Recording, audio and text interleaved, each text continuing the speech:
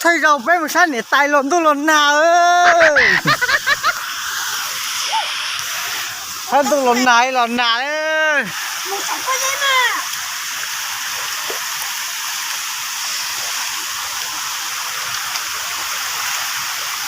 Nó tụt vào đấy.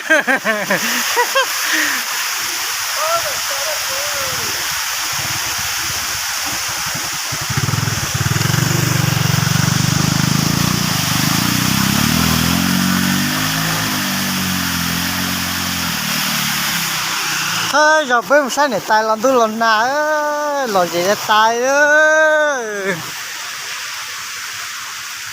Rất câu tiện. Cho tụi mình ăn tí. Tao lừa ha. Có tụi nó lọt ra. Mà phải. Cái to xe mà kế mà rồi nó đó. Cái anh gò hành ơi.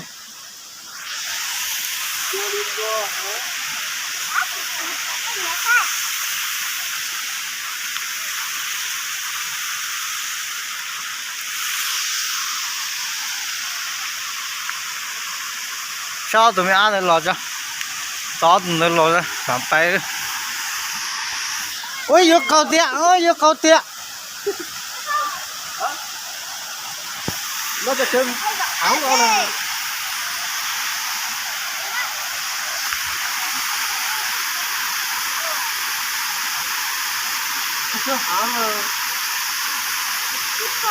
Vô cầu họ phản đề họ lên.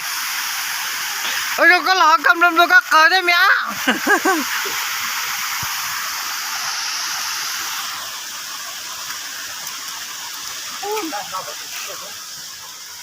Mùa luôn. Mùa 2, 18 tư mà tờ kê. Lì dạ lên.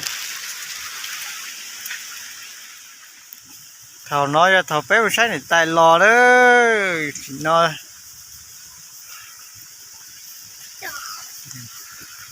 Thảo nói ra thảo lông chê. Thảo nói ra thảo phép tờ kê rong ơi. Lấy cho kê phê đấy. Tôi ý cháu này chỉ tua đó, lý do chỉ tua đó. Thảo tua là lấy cái bê tông chia là cái lửa già là mà tua.